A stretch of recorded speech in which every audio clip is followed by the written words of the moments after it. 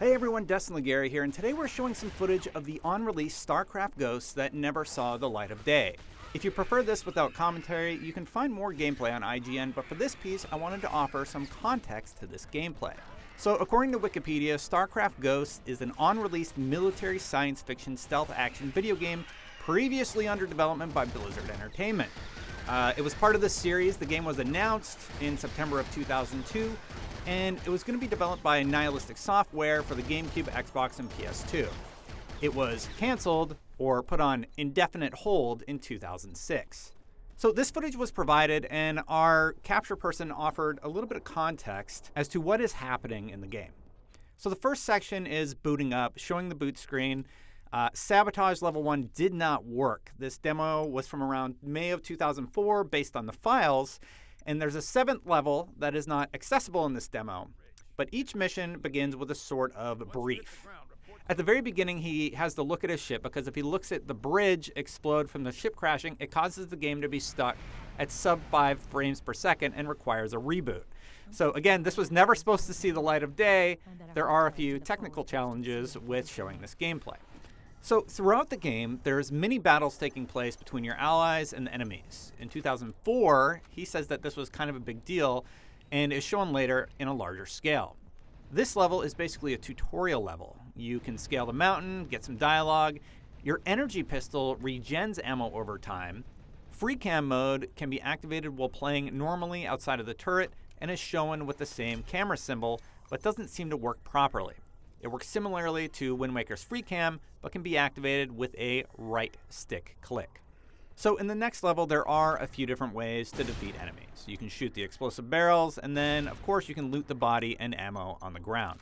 Health grenades and psi energy can be found here.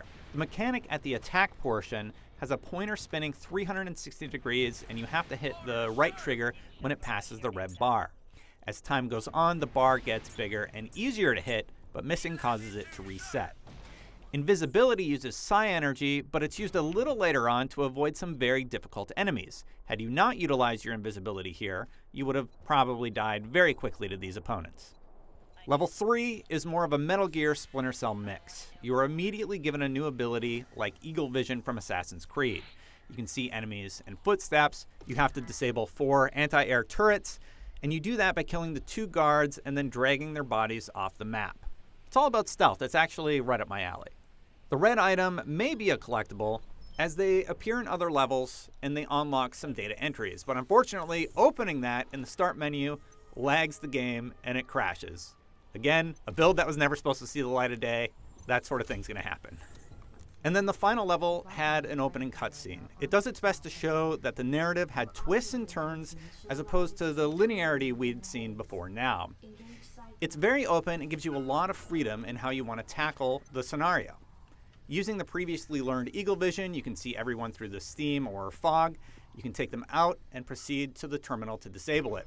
This requires another minigame of sorts where you must change the 1s to 0s and 0s to 1s.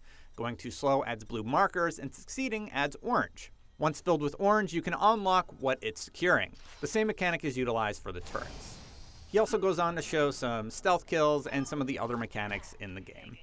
So basically, I wanted to give you context because, again, this build was probably never supposed to be released.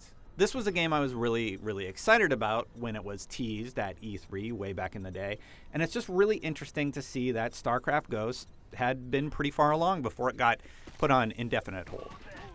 What do you guys think about StarCraft Ghost? Do you think this would have worked back in 2002? Would people have really been excited? Or do you think it was a better idea that it got put on hold? Let us know in the comments below, and for more on all things gaming, keep it right here at IGN.